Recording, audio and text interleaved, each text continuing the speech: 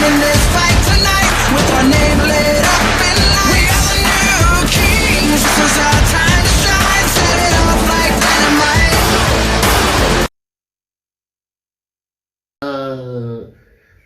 Happy New Year, first of all.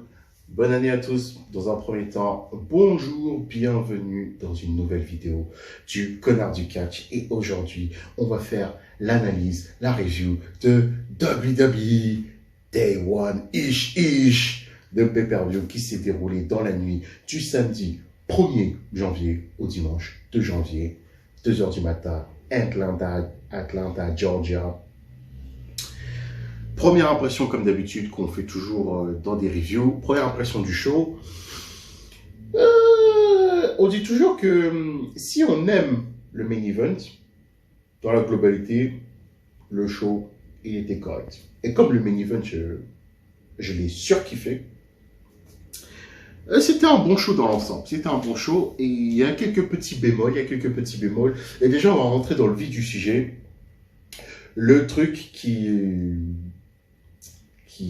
commence à devenir assez gênant dans les pay-per-views de WWE. Je n'ai pas le décompte exact, mais le nombre de promos et le nombre de pubs dans ce pay-per-view comme au Survivor Series, incroyable. Des trucs qui ne servent à rien. Promo package de Seth Rollins, on connaît Seth Rollins.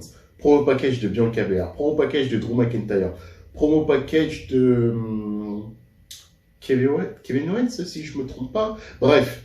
Et en plus, ce genre de promo package, si vous êtes d'accord avec moi, c'est surtout dans des grosses storylines. Vous voyez ce que je veux dire, les promos ont mis en avant, par exemple avec Liv Morgan, pour sa feud avec Becky Lynch. On met en avant Liv Morgan, on montre des photos d'archives de son enfance. Oui, j'ai vécu dans une famille de 6 enfants, mère célibataire, la WWE, dès que j'ai regardé un show de Raw à la télé, ça m'a matrixé, j'étais intrigué par le business. Tu vois, toutes les choses comme ça. Mais à quoi ça servait de mettre des pro packages de Bianca Belair qu'on connaît déjà? Ça, c'est des pro packages pour builder une personne, mais Bianca Belair est déjà établie. Bref, ça c'est les trucs qui me gênent à chaque fois. Mais bon, bref, on va commencer par analyser le show. Et déjà, je vous le dis, j'ai regardé le pré-show. Donc, on va commencer par le premier match. Sheamus et Ridge Holland contre Ricochet et Cesaro. Le match était pas ouf. Seulement après un moment, Ricochet a accidentellement blessé Ridge Holland. Et donc, dans le plus grand calme, Sheamus a gagné un match handicap.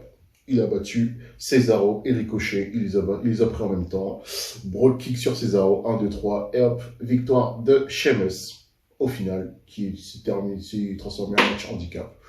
Bel esprit Sheamus. Mais Ricochet et Cesaro... Surtout Cesaro. Cesaro, c'est la descente aux enfers. Hein. C'est triste, hein. Bon, c'est comme ça. Ensuite, on a commencé par le show, les pétards ont explosé, ok, et on a kick-off avec The New Day, Sir Kofi Kingston et King Woods contre The Usos, The Bloodline, Jamie, AJ, vous connaissez les bails. Le match était solide, une bonne dizaine de minutes, le match était assez solide, et la victoire pour les Usos sur un 1D. Ils ont remixé le 3D et ils ont transformé ça en Blood D. Je l'invente. Victoire des Usos. Bon, est-ce que vraiment on va continuer le programme New Day Usos? Je pense que là, il faut arrêter. Hein. Il faut arrêter. Les New Day, de toute façon, ils tournent en rond. Les Usos, il faut qu'ils... Pourquoi pas Rick Books et Shinsuke Nakamura, hein. Foutez-les contre les Usos, voilà. Il faut rafraîchir tout ça. Hein. Mais bon, bref, c'est comme ça. Alors ensuite, le deuxième match. Oh, excusez-moi vite fait. Le deuxième match, c'était quoi déjà?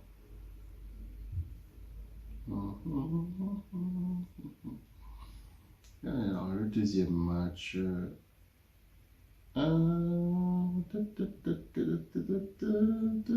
Ah oui, Ah oui, ça c'est le match surprise de la soirée. Madcap Moss contre Drew McIntyre. Alors pour ce match, j'ai deux lectures différentes et assez contradictoires. D'un côté, j'ai trouvé ça pas pertinent et d'un autre côté, si. Je m'explique. Pas pertinent parce que Drew McIntyre, il est quand même depuis 2 ans établi comme main eventer. Bon là, ils l'ont mis en mid-cards pour le faire patienter. Et de toute façon, j'en parlerai pendant le mini, pour le mini-event. Bref, on le fout sur les pattes Happy Corbin et Madcap Moss. Un bon programme d'attente pour faire rire à la galerie. Pourquoi pas. Moi, je m'attendais que ce soit un squash. Voilà. Madcap Moss, bim, voilà, c'est terminé. Bim, bim, bim, bam, boum. Mais après, finalement, Madcap Moss, quand même, il a fait un bon match. Hein. Au fur et à mesure, je me disais, non, finalement, pourquoi pas, pourquoi faire un squash? Il fait un bon match, il fait un match solide, il bump bien, il a eu des bons moves, hein, Madcap Moss, et franchement, Madcap Moss, quand il est en serious business, il est pas mal, hein, il est pas mal. Surtout à un moment quand il attrape Drew McIntyre, bam, il l'attrape bien comme il faut, il le met contre le poteau, et hop là, il lui fait un enfourchement. Donc, je sais plus je sais plus ce qu'il avait fait, mais je crois un enfourchement, ouais. Et non, franchement, c'était un bon match. C'était un bon match qui a peut-être duré trop longtemps, mais c'était bien. C'était bien. Victoire de Drew McIntyre sur un Claymore, bien sûr, il faut quand même pas, il faut quand même calmer les bails.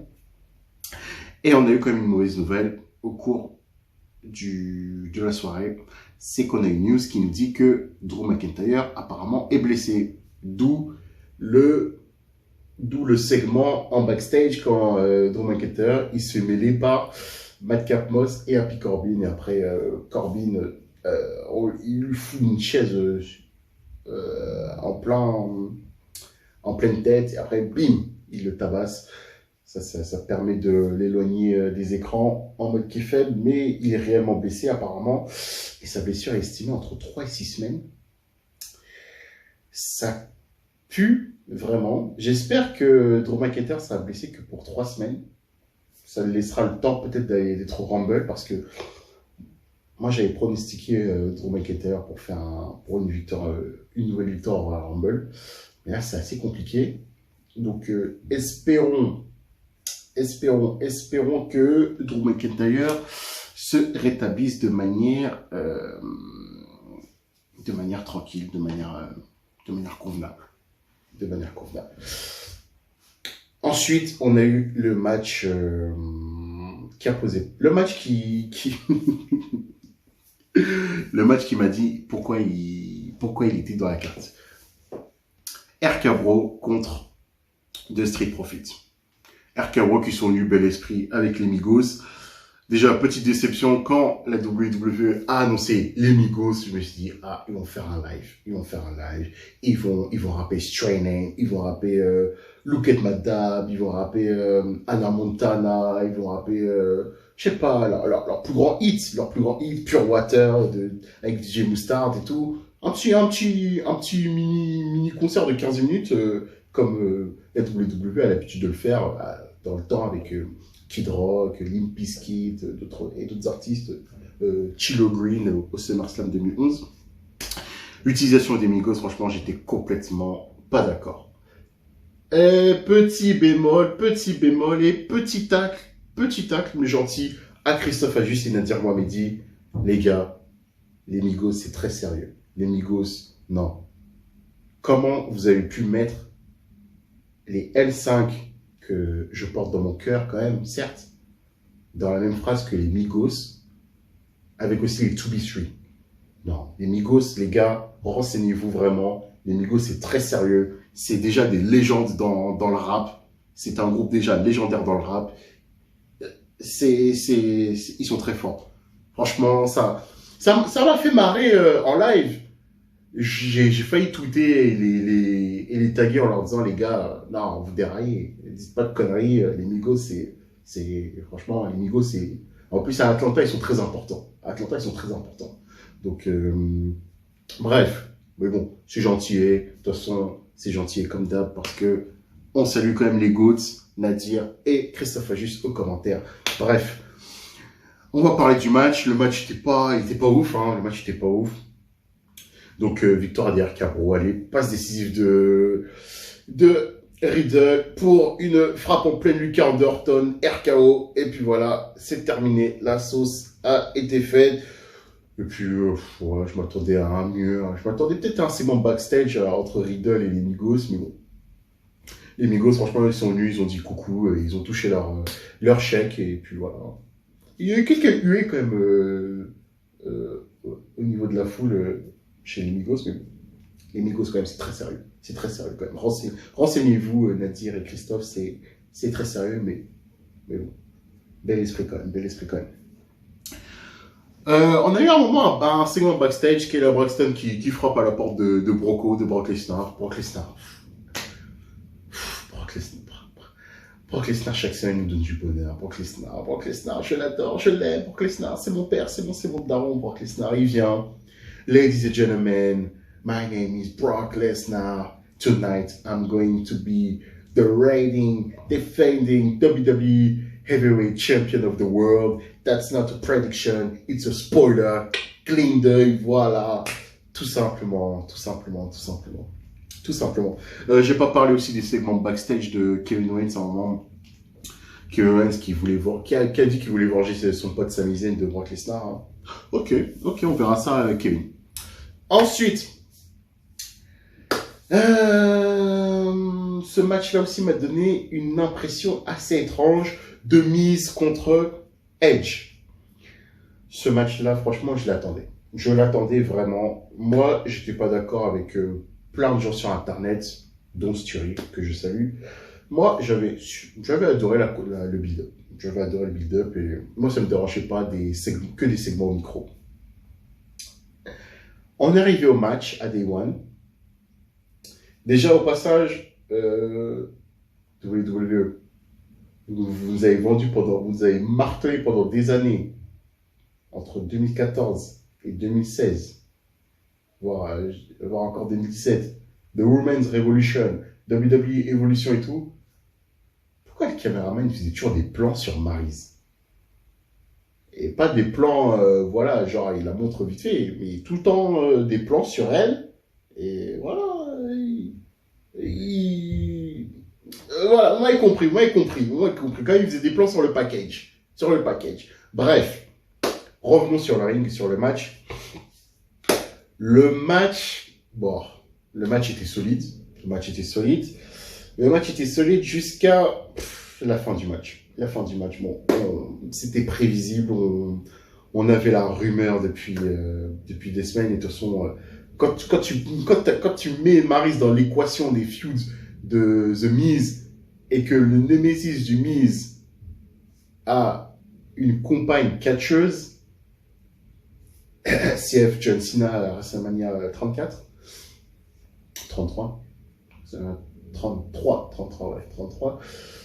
bah t'es sûr que la femme de l'adversaire du Miz va se pointer, hein. Et ouais, Beth Phoenix s'est pointée. Est-ce qu'on parle du look de Beth Phoenix? Beth Phoenix, là, en mode un peu... peut-être un hommage à Luna Vachon, hein. Rest in peace, Luna. Mais bon, moi, j'ai pas trop kiffé là.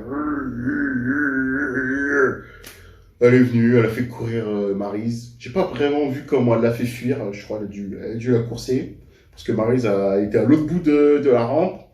Et le Miz s'est mangé un spear. 1, 2, 3, victoire de Edge. Et j'espère qu'ils vont mettre le match mixte à Raw. Pas au Royal Rumble. Mettez pas le match mixte au Royal Rumble. Mettez le match comédie à Raw. Edge et Beth Phoenix contre The Miz et Maryse. Allez, ça va être drôle. Maryse qui va courir dans les 4 coins de l'extérieur du ring. Beth Phoenix qui va la courser. Oh, mon Dieu. Tirez-moi une balle déjà. Tirez-moi une balle. Et maintenant, on va parler du match déception. Becky Lynch contre Liv Morgan. J'ai tweeté In Liv We Trust. J'étais à fond derrière Liv Morgan. Ce match m'a encore laissé un goût amer et je crois que la fin est botchée.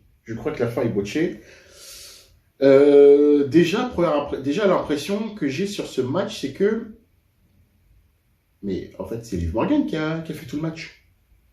Liv Morgan, limite, a catché avec un balai la nuit dernière. No disrespect Becky Lynch.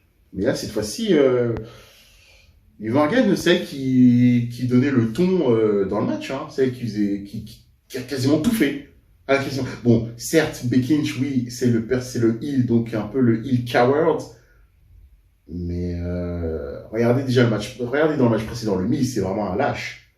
Mais il n'a pas que fait courir dans le ring de Miz. Parce qu'à chaque fois, pour revenir à Liv Morgan, Becky Lynch, dès que Becky Lynch se mangeait un move de Liv Morgan assez décisif, entre guillemets, bim, elle roulait extérieur du ring. Bim, topé suicidaire de Liv Morgan et tout, bref.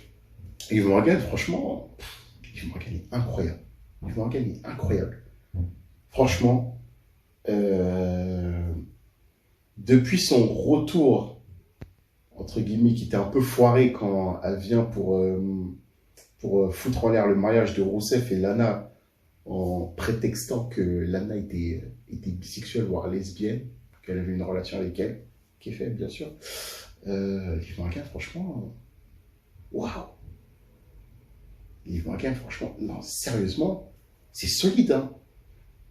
Et ce match m'a laissé une impression, celui-ci, bizarre, parce que d'un côté, tu t'attendais à que Becky Lynch gruge, mais comme je le disais tout à l'heure, le finish est un peu botché, je crois, parce que je crois que Becky Lynch vraiment devait attacher ses pieds dans les cordes, mais quand elle fait le tomber et qu'elle essaye d'attacher son pied sur la corde, elle a du mal, parce qu'elle est un peu éloignée. Bon, elle a quand même réussi un peu, mais après, elle avait tout de suite lâché et tout. Mais comme ça a été botché, donc là, c'est une victoire clean de Becky Lynch. C'est pas vraiment une nouvelle gruge. Je l'espère de tout mon cœur que Liv Morgan ait sa chance pour un Rumble et que cette fois-ci, elle gagne le Rumble. Mais j'ai un doute, mais je crois en Liv Morgan. Il faut absolument que Liv Morgan devienne championne cette année. C'est mon vœu le plus cher. Il faut absolument qu'elle devienne championne. Ça, c'est clair et net. Ensuite, on a eu vite fait des segments backstage aussi de Seth Rollins et Big E. Les mêmes bails, hein. C'est quoi vos impressions? Brock Lesnar qui a été ajouté à la dernière minute et tout, bref. On connaît les bails, même Bobby Lashley et MVP ont parlé. Bref, on passe directement au main event. Bon, vous vous y attendez que le main event a fait polémique, encore une fois. Big E contre Seth freaking Rollins, contre Kevin Owens, contre Bobby Lashley et contre Brock Lesnar qui a été ajouté à la dernière minute suite au test positif de Roman Reigns au Covid. Pas drug test. Déjà, la chose qu'on a observée, c'est que Big E est rentré en avant-dernier et Brock Lesnar, le boss final du game, lui est rentré en dernier. L'importance de Brock Lesnar. Déjà, le match, super. Le match était super. Ça m'a rappelé le Fatal 4-Way entre Brock Lesnar, Samoa Joe, Roman Reigns et Braun Strowman à SummerSlam 2017, je crois, 2017, ouais, 2017, allez, 2017, ouais.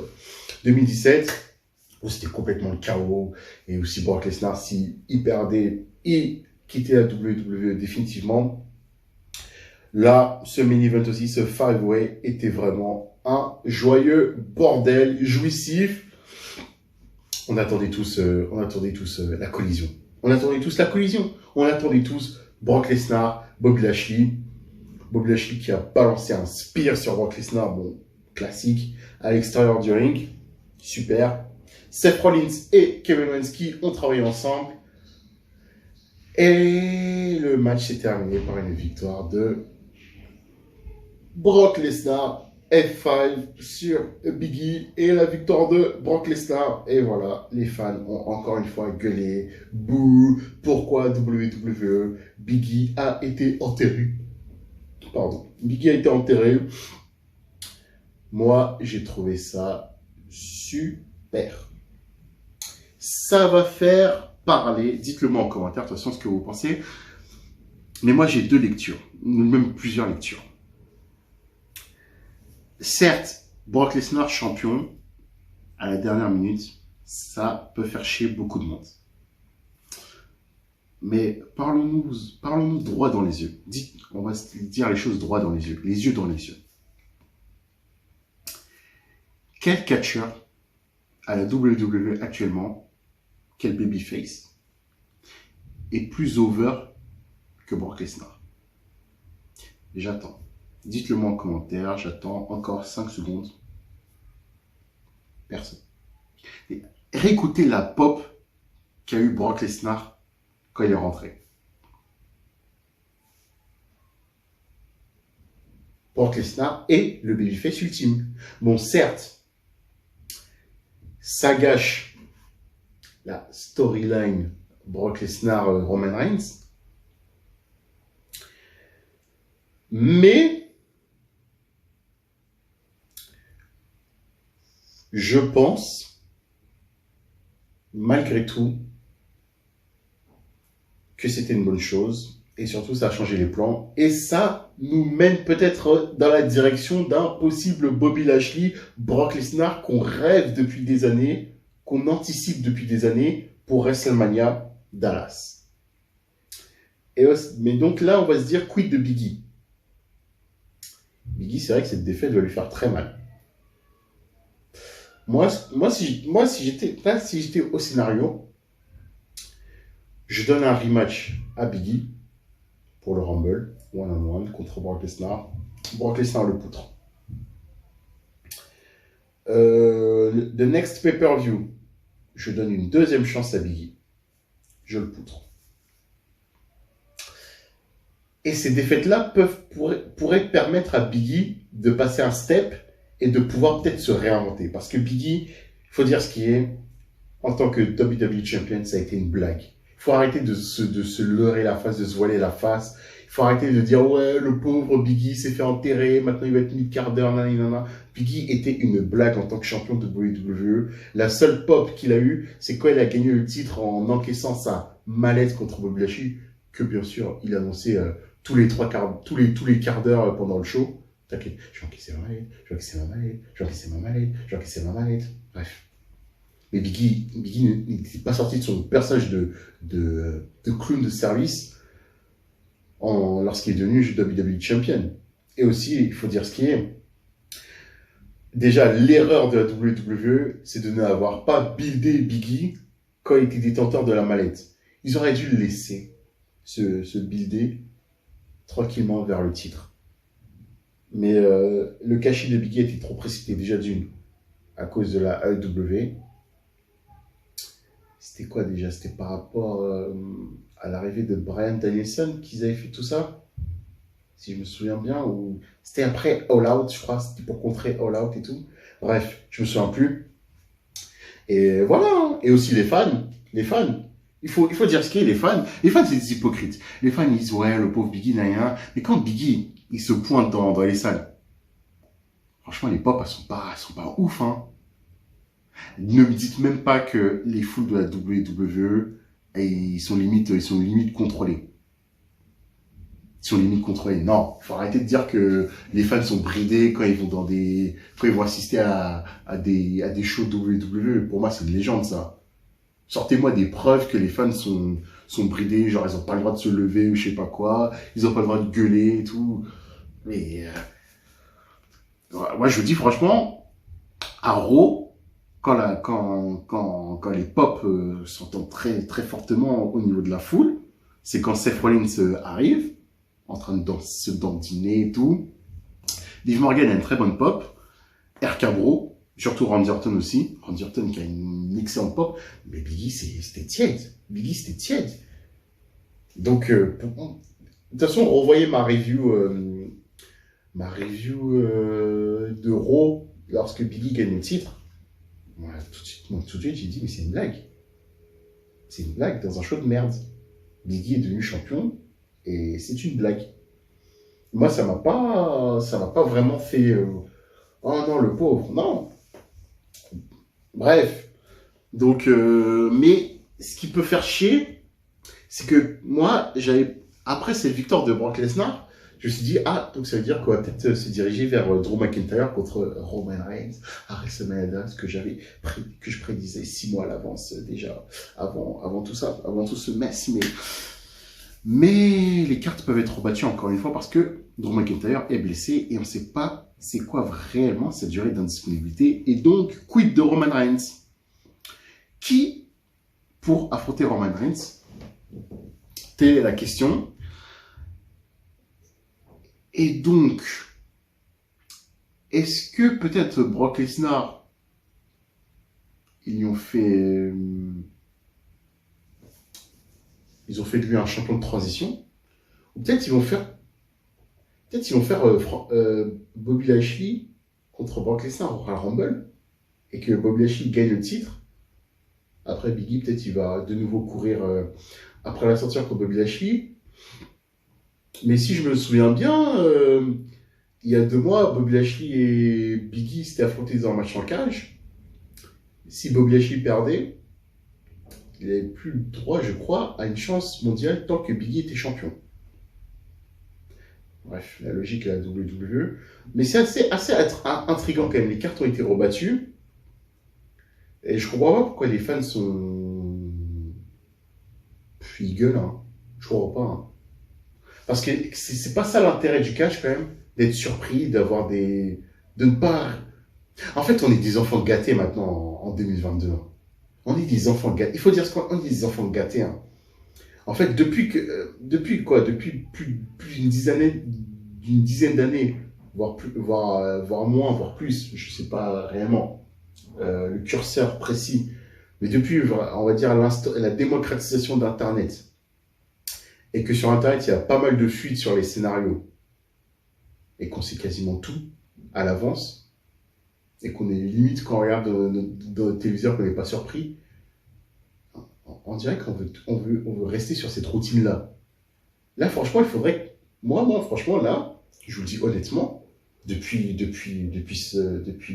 la fin du show que j'ai regardé en live, et même en allant dormir, je me suis fait plein de scénarios dans ma tête. Je me dis, mais où ils vont aller?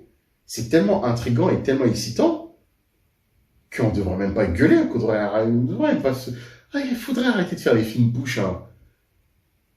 On était déjà... on se dirigeait tout droit vers Brock Lesnar, Roman Reigns pour WrestleMania Dallas. Certes, le build-up avec Paul Heyman, la storyline était bien, mais sérieusement, un énième Brock Lesnar, Roman Reigns à WrestleMania, ça va être le quoi? Le 3e? Ça a affronté au 31, au 34. Sérieusement. C'était excitant de nouveau sur le papier, mais sur le ring, on savait ce que ça allait nous réserver. Donc voilà, dites-moi en commentaire ce que vous pensez. Hein. Est-ce que je suis un doux rêveur, comme dirait Habib Bey à Paul Le Guen? Ou voilà, moi franchement, non, moi je suis assez intrigué, assez excité de la suite. Et surtout, le Royal Rumble qui arrive dans 3 semaines, chez les femmes et chez les hommes, qui vraiment va être le vainqueur? Franchement, il y a plein de choses Franchement, il y a plein de choses là. La WWE, j'espère que vraiment ils vont bien se creuser les méninges là. Voilà ce que j'avais à dire sur ce show qui était pas mal, qui était divertissant. Juste le bémol, c'est arrêtez de faire des pro package À la con, mais trop de publicité. Trop de publicité, voilà. Bref, c'est pour gagner du temps, mais bon. Si le show il dure 2 heures, parce que je crois que le show il a duré quoi, 3 heures, 3h15. Il a commencé à 2 heures, il s'est fini à 5 heures, je crois, 5h10. Ouais, 3h10, il y a le show. Un pay-per-view qui dure 2 heures, 2h20, c'est bon, c'est correct. C'est pas mal, c'est pas mal. C'est pas mal. Pas la peine de faire tout le temps un show de 3 heures. Bref. Mais bon, de toute façon, on n'a pas vu leur passer. Les matchs étaient corrects, tout était bien. Donc voilà, dites-moi en commentaire ce que vous avez pensé de Day One et surtout du main event et de Brock Lesnar qui est champion de la WWE, qui fait polémique depuis plusieurs heures. Mais bon, je ne comprends pas. Je ne comprends pas. Les WWE fans, toujours pas jamais contents. Jamais contents, mais bon. Je sais pas. Comme j'ai dit avant de lâcher l'antenne, je reviens sur Biggie, mais Biggie, les gars, il n'était pas poussé vraiment en tant que babyface ultime. Hein. La foule était. Les accueils, c'était assez tiède. Hein. La seule pop qu'il a eu, c'est quand il a gagné le titre contre Bobby Lashley. Et de toute façon, à chaque cash-in, il y a toujours une pop monumentale pour celui qui cash-in. Même Baron Corbin a eu une pop de malade quand il est venu pour cash-in son Money in the Bank et quand il a fucked up, la foule était dégoûtée. C'est comme ça. Mais bon. Allez, je vous laisse réfléchir et dites-le moi en commentaire. Partagez la vidéo, likez-la, regardez la vidéo jusqu'au bout, abonnez-vous si c'est pas déjà fait. Parlez-en à n'importe qui sont fans de catch, et puis voilà. On parle ça, on peut interagir tranquillement. Suivez-moi sur Twitter, @leconnardducatch. Et puis voilà. Je vous souhaite un excellent dimanche, et encore une fois, une bonne année 2022, et on se retrouve pour de prochaines vidéos. Je vous annonce déjà, la semaine prochaine, je couvrirai le pay-per-view Impact Hard to Kill, en direct de Dallas, dans le Texas. Je me frotte déjà les mains, ce pay-per-view, je l'attends. Voilà, on en reparlera attention dans la semaine. C'était le Connard du Catch.